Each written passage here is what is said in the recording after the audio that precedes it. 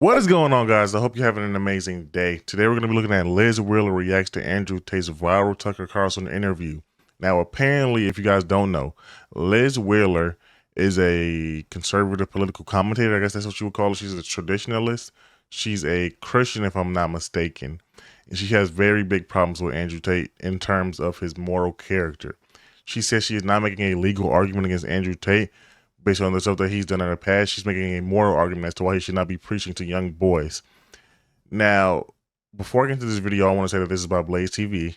It's a very interesting video. Jason Whitlock is interviewing this woman. Her name is Liz Wheeler, and I don't know that much about her. But before we get into the video, I think it's important for me to discuss what I think personally about Andrew Tate before we even get into the video.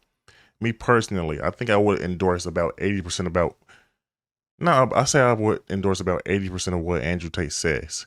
The other 20% can't really do it, can't really endorse it. But there's one thing that just stops me from supporting him in general. There's one thing that just stops me from supporting Andrew Tate in general, and it's this clip right here. You people are not thinking about the question. When I say a 1 and a 10, I mean Megan Fox with a that's the or Hulk Hogan with a that's the girl. This is the question I'm asking. Megan Fox or Hulk Hogan? So you're thinking, well, I don't want to be gay, so I just click the girl, the number 1, did it? You're gonna fuck Hulk Hogan. Okay, there's he's got mustache and muscles and shit. He's all hairy, big dude, 6'5". It's pretty gay to me. That sounds pretty gay. I don't care if it's that is gay. Whereas Megan Fox, okay, he's got a dick, but maybe you can like scoot it out the way. I'm still Megan Fox. You know what I'm saying? At least she's small and shit. You can get your hand around her neck, mess her up. You ain't messing up Hulk Hogan. Hulk Hogan's gonna mess you up. So this is the question I'm asking. You need to operate on a higher plane. Think about this. This is important. This is cultural. This affects the world we now live in.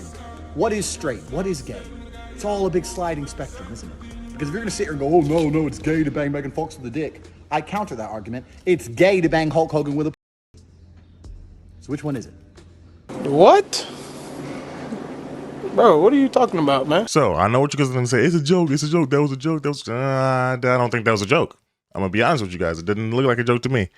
And honestly, I call out rappers for this type of stuff, doing this fruity stuff when it comes to, wearing dresses and all of that stuff, when it comes to being ambiguous. Drake just had pink nails. So if I call out people like that, I would be a hypocrite to not call out Andrew Tate for doing that specific thing, for calling, for excusing that type of behavior. I think that's weird. I think it's kind of sus. I'm going to be honest with you guys. Now, with that being said, let's just get right into it. That to lure young men into a path of self-destruction. Andrew Tate is an incredibly dangerous man. Liz, you saw the Tucker Carlson interview like everyone else. And Andrew Tate claimed that the Romanian government and law enforcement's after him because of he's a lover boy. I think you completely disagree with that he's not some innocent lover boy, that he actually is perhaps a danger or a menace or a criminal, for lack of a better description. You tell us. Yeah, so this is not just my opinion on Andrew Tate. If you listen to his own words, he's a very provocative character. I watched the Andrew Tate interview on Tucker Carlson like almost everyone else in the world. It is, as Tate will remind you repeatedly, the most watched sit-down interview in our history. I know there's a little bit of a difference between a Twitter interview and a broadcast interview, but it's the most viewed interview of all time. He influences a lot of people. You'd be hard-pressed to talk to a young man who wasn't influenced in some way by Andrew Tate.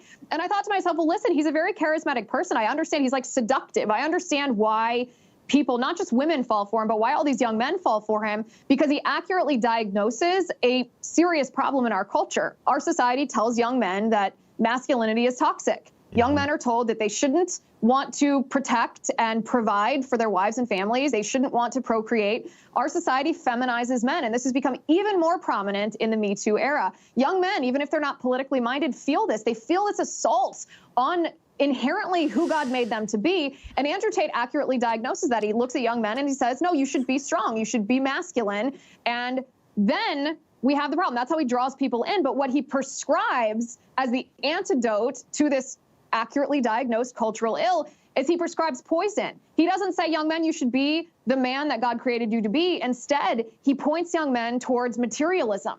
He points young men to exploitation of women. See, no, I would disagree with that completely. I don't think he does any of that stuff. That stuff that you guys see now was in the past. If we're talking about his influence now that he's a lot bigger, you know, like with his most recent fame or claim to fame with the Aiden Ross stuff and all of that stuff, he has been promoting nothing but positive masculinity, if you ask me. Now, even that clip that I showed at the beginning with the, you know, the transgender stuff and all of that stuff was in the past too. But also, I think if somebody thinks like that, it's very hard to change their mind on that. So I would really need him to say something about that. But in terms of like what she's talking about right now, I don't think he's promoting exploiting women. I don't think he promotes materialism. You know, I got a Bugatti, all of that stuff right there. That stuff is pretty cool. You know, like it's just cool stuff it's like the bait just to get you into to his more deeper content, his more psychological content. That's what I think personally. I think that he promotes a lot of good things. So I think that she's giving him a bad rap right now. That's what I think. He points young men to pornography. He points young men to worship of self. So I would argue that accurately diagnosing a cultural ill, while a good thing, is incredibly destructive when you're just using that to lure young men in to a path of self-destruction. Andrew Tate is an incredibly dangerous man.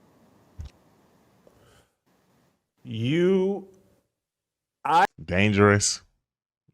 Come on. You sound like a Democrat right now. He's a very dangerous man. How exactly is he dangerous? I don't think that she like fully articulated herself well right there. So apparently she's saying that it's actually far worse if you use those masculine, you know, features and all those masculine, you know, talking points to lure them into teach them destructive things. I would argue that it's worse to just teach the destructive things. Personally, I think that's just worse. At least he's using some type of bait and switch that she claims that he's using, which I don't think he is, but that's what she's claiming, and I don't think that that's necessarily fair. I have listened, and I don't know a great deal about Andrew Tate. The Tucker Carlson interview was my first deep dive. I've seen the pushback and backlash. You're someone that believes his little webcam story is not accurate or not full of context, that it maybe does fit the definition of human trafficking or sex trafficking? Well, I think one of the defense strategies or the deflection strategies that Andrew Tate is using right now is trying to conflate his legal issues in Romania with the moral commentary that conservatives like me have been giving about the message that he is offering to young men. I don't know about his Romanian legal issues. I suspect that they could be accurate legal charges. We will have to wait and see on that. However, he is making a defense based on his legal issues to avoid the fact that, Jason, you and I know that it's completely immoral. It's completely wrong to seduce young women and trick them into performing pornographic acts in front of a webcam and then profiting off of that. Andrew Tate and his brother have admitted that they pimp women. This is fundamentally immoral. Our society knows this. You know this. I know this. Everyone watching this show knows this. And yet this is what he's offering young men. So my critique of him is that young men shouldn't be listening to him. Young men should be listening to, well, really, they shouldn't be putting any human person on a pedestal. They should be trying to be the godly men that they were created to be. But Andrew Tate was the most Googled man in all the world last. Wait, now I just gotta comment on what she just said right there. Really, they shouldn't be listening to anybody human. They should be trying to, you know, listen to God, the word of God, and all of that. So come on, we have to be practical here. We have to be very pragmatic here. Who, in terms of like young people, there's like, what type of young person does not listen to other people? They're going to be influenced by somebody one way or another. So I would rather it be Andrew Tate than I don't know, I guess, what's the name that's coming out right now is Adam 22 in my head right now. I would rather it be Andrew Tate than Adam 22. I don't know why Adam 22. He's just been all over the internet lately. So he's the one that I'm going to like, you know, scapegoat right now too. I would rather it be Andrew Tate than Adam 22. But I would say I would prefer neither at this point, because like I said, I really just don't endorse what Andrew Tate said about the transgender stuff, man. That was really weird to me. That was very strange to me that he said that. But back to what she said. I don't understand the weird uptick in like conservative values being like the end all be all of everything. You know, I think conservative values are good and they have their place. But I don't think it's the end all be all of everything, and I don't think that conservatives even hold to their values anymore. Personally, I think a lot of them don't. She might, but I know a lot that don't. And I think it's just very strange to me that Andrew Tate now is catching the brunt of that. I don't think he ever claimed to be conservative. And I don't think that, a lot of conservative people really even respect him. So I don't understand I think most people that have conservative figures in their life don't really listen to Andrew Tate like that. He's for a separate audience that needs saving far beyond what the conservative outlet can even offer them, I think, personally. Last year, young men specifically, who are feeling attacked by our culture are turning to him for advice and for guidance, and even some conservatives are doing this, and it actually blows my mind that conservatives or so-called red-pilled young men don't see what Andrew Tate is doing with them. It's almost like the strategy that the Antichrist employs, right? Where he says he empathizes with your grievances, but then what he says that he will do in order to address those grievances is, I will make you happy, I will make you profitable, I will make you prosperous, if only you don't worship God, if only you worship me. And she just compared Andrew Tate to the Antichrist, saying that he allures people in there. He basically brings them, and says, hey, I can make you happy, I can profit you. How is that? I don't think Andrew Tate ever even tried to sell that. I mean, his Hustlers University stuff, that's one thing. You could say it's kind of a bit of that up in there and stuff. It's mostly hard work. He said, hey, if you follow me, you're going to have to work hard. You're going to have to do this. You're going to have to do that. That's not necessarily making you happy. That's making you the best version you can be. Which, I guess you could say that, that would make me happy being the best version, being the best version I can be. So also, I think it's more so about fulfillment rather than happiness with him. At least that's what he preaches, more so about fulfillment rather than happiness. At least from what I've listened to him, the words that I've listened to him speaking, all of that stuff. So let's keep going, though. Instead, that's what Andrew Tate is offering. So my critique of him is almost purely a moral critique, although it's not a huge stretch to think that would extend to legal issues as well. All right, so just in the interest of transparency, everybody knows, watching, listening, I'm friends with Tucker Carlson. I'm a supporter of Tucker Carlson. Tucker and I round the same age, and so I'm probably a bit more sympathetic towards Tucker and his interview with Andrew Tate, and sitting there going, well, man, until this interview and the pushback, I didn't know all these things about Andrew Tate. I wasn't a consumer of Andrew Tate's content. I'd kind of heard about him, didn't understand the controversy around him. But am I being too sympathetic offering Tucker that fig leaf of protection of saying, well, I could sit there and say, man, glad I didn't land that interview, because I could have made the exact same mistakes as Tucker if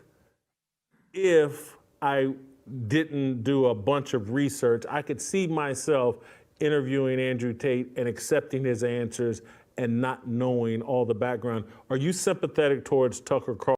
Wait, before she answers that, I don't think that, you have to be sympathetic towards Tucker Carlson. I don't think Tucker Carlson needs defending in this matter. He just simply interviewed a controversial figure, and he did his job to the best of his ability. All he did was simply ask questions, and he let Andrew Tate answer those questions. Like he said, he probably didn't do too much of a deep dive into all of those old videos that Andrew Tate had and all of that stuff like that. But he doesn't have to, really. Really, what I think Tucker Carlson was trying to do was just highlight the injustice of the actual case itself. Right now, she's making a moral argument. What's her name again? Liz Wheeler, because I'm not that familiar with her. But Liz Wheeler is making a moral argument right now. To me, Tucker Carlson was saying, hey, I want to shed light on this case and the injustice that's happening with this case. Because regardless of what she wants to say, women today, they say that they're independent. They say that they're, bosses, this and that, they're smart, all of this stuff. They're smarter than men, some even say, which, who cares about all that stuff? So what I'm saying is this. If you're that smart and you're that independent, why is it that you have the gall then to say, I was being manipulated by a man, and all of this stuff like that? Like, how are you being manipulated? How come people are treating women as if they're just, like, at this point, property? That's what people are treating them like. They got on Andrew Tate, oh, you said women are property, you said women are this and that. Well, you guys are treating them like that they're just like babies. Like, they're just like literal, like, just babies that don't have minds, and that they're just owned by people, honestly. That's what you're treating women like right now. So you guys can't have both. You either have to say this, hey, women have their own autonomy. They can make their own choices. They can do their own things. They're smart enough to do that. or you have to say this: hey, women aren't smart enough, and we have to protect them. But you can't have both. Right now, it's both, and they're colliding. I don't appreciate that. I'm gonna be honest with you guys. That's one thing I don't like about this Andrew Tate case. I do not appreciate the hypocrisy that the left and that even the right now is portraying within their moral, compass and all of this stuff like that. They actually said that all of this stuff, is immoral and all of this stuff, but you have to explain in a coherent way why it's immoral. I think the best person that did that to me was Destiny, and I think he made some good points, but also some of them fall short to me. I don't know, he's like, oh, if you don't like the definition of human trafficking, that's just what the definition of it is. That's the definition of human trafficking is this and that. Like, okay, that's the definition. Except also we have to just have a moral or consistency based, approach to actually thinking about this stuff. It doesn't just have to be, oh, that's the definition of it and that's the rules and that's the law, that's just it. It's like, but what if you want to actually just go against the laws? Like, not go against the laws. You guys get what I'm saying though. Like, what if you guys actually want to combat the argument that, hey, these are the laws, but are these laws right? Like, what if you actually want to have a healthy conversation about that? Like, are these laws fair? Are they just? Are they right? That to me is that's kind of where I'm at with it personally. That's the conversation I'm interested in having. I'm not really interested in having some type of moral conversation anymore, about Andrew Tate and all of that stuff. I really want to have it about this case, and if this case is actually a fair case to me. Carlson and his 2.5-hour interview with Andrew. Oh, listen, I love Tucker Carlson. I've been one of his biggest defenders. I think Fox News wronged him, and I think they're paying the price for that. I think it's wonderful that he's on Twitter because he's reaching a younger demographic than you can reach on cable news anyway. I know he's going to be wildly successful in everything he did. One of my favorite videos, actually, from the past week was him absolutely slaughtering the Republican contenders in Iowa, especially when he asked Asa Hutchinson how many COVID jabs he'd gotten, and Asa Hutchinson asked him, well, how many COVID jabs have you gotten? And Tucker goes, 0. I've gotten 0. I love Tucker Carlson. So, yes, this is a critique of Tucker's work, but that's the thing. When you like someone, you're a fan of them, you respect their work, it doesn't mean that every single thing they do, you have to come to their defense. I haven't personally talked to Tucker about this interview, so I don't know how much background he was briefed on about Andrew Tate prior to this. I know Tucker has said he doesn't spend a lot of time on social media, so perhaps he's unaware. I plan to send him this video that I made go viral on Twitter of Andrew Tate's own words exposing who Andrew Tate is. I encourage you to send it to him as well. I'd be interested in his take on it, if it changes his view on Andrew Tate. I suspect it will, because Tucker Carlson is a fair-minded individual. He's not dogmatic about things. When he misses a piece of information or I know the video she's talking about, somebody made it, I forget his name, Milk something, or like something with an M. He made the video. And I'm not going to lie to you guys, that video did look pretty bad. The video looks bad. I'm going to be honest with you guys. Even if you are a fan of Andrew Tate, you have to admit that video looked bad. Come on now. Come on. We have to be very objective here. And in the matter, what I didn't like either was that Andrew Tate, when he got interviewed by the BBC, he said something of the effect that when the lady asked if that was his website that he made with all of this, my job was to, learn, pimp women and all this stuff, convince them to fall in love with me, basically. He said, oh, that wasn't my website. Like, come on, Andrew. Come on, Andrew. That wasn't your website. Come on. When he said that, I'm like, okay, come on. So it's that mixed together with the trans stuff and all of that stuff. It's just like, okay. The Andrew Tate hype train is slowing down a bit. You're going to have to, explain some of this stuff if you want people to keep supporting you wholeheartedly, especially like actual, thought, or like people that think. Like me, I think a lot. So I think about this stuff objectively. I'm not going to just blindly follow somebody. I agree with, like I said, 80% of what he said. But to me, the trans stuff is just full stop for me. That makes me, I cannot compromise on those specific issues. Because to me, transgenderism and the fight against, all of that stuff is literally like leading the culture war right now. And I just don't appreciate how he, jokes about that stuff and how he does all of that stuff, makes it very ambiguous and all this. I just don't like that. I don't appreciate that personally. Me personally, I do not appreciate that. But let's keep going with Liz Wheeler. This video is almost over. Represents a person or a situation. He oftentimes corrects it, which is one of the reasons I respect him in an industry where so many people maybe operate in a way that aren't worthy of respect. So this is less a critique of Tucker Carlson, more of a critique of Andrew Tate, although the fact does remain that the view count, the sheer number of people who watched that interview, Tucker did, intentionally or otherwise, I'd probably say unintentionally, he did give Andrew Tate a platform to manipulate people and misrepresent what he's done and what he's doing in a way that I mean, con artists are always very, very. People use this word manipulate very loosely to me. First off, people have to be very weak for you to manipulate them. So what you're claiming right now is that so many people are weak in society today that they're getting influenced by grifters, by con artists, by, actors, by performers, basically. And if that's the case, that is the fault of them. Me personally, I'm all about self-accountability. Me personally, when I look at, I just did a video on, Chicago turning MAGA because, all the immigrants are coming in. I said, hey, my people, black people, voted for the Democrats, and they know Democrats are for immigrants. They are for illegal immigrants. So if they're for illegal immigrants and you still voted for them, that is your fault. You have to be self-accountable for that. Same thing with the people watching Andrew Tate. Same thing with the people watching her. Same thing with the people watching Jason Whitlock, Tucker Carlson, whoever. You have to be accountable for the content that you consume and that you let come into your mind and that you are manipulated by. If you even want to use that term, I won't even use the term manipulated. I will use the term influence. Me personally, because everybody's influenced by what they watch. I'm being influenced by this a little bit right now. Like, okay, she's making a couple of good points. I got to admit she is. I don't agree with her at all, really, because I just don't agree that women are helpless human beings that can get manipulated that easily. They wanted something in this. They were opportunists too in this. That's personally what I think. But again, I get where she's coming from, but I just disagree personally. Charismatic. They're very convincing. I knew all about Andrew Tate before this interview, and I found myself watching the first 40 minutes being like, wow, is that true? Is that really what's happening? Until I stepped back and I was like, wait a second, here's the facts that we have on the table. That's not actually true. So I'm sympathetic to the people who watched this, who wonder if Andrew Tate is being wronged or wonder if Andrew Tate has influenced young men in a more positive manner than his immorality has caused destruction in their lives. But I think ultimately, if we are setting emotion aside and just looking at the facts of the matter, that the conclusion has to be that Andrew Tate is leading young men astray. Me personally, I tend to agree with that, but for a completely different reason. She's making this more argument with the webcam, with the pornography. Oh my goodness, I said the word. But with all of this stuff, she's making that type of premise. Me personally, as soon as he made the jokes about, oh, it's not gay to sleep with a transgender person, all of that stuff, to me, that was just full stop. Can't do it anymore. Can't support you, buddy. I'm sorry.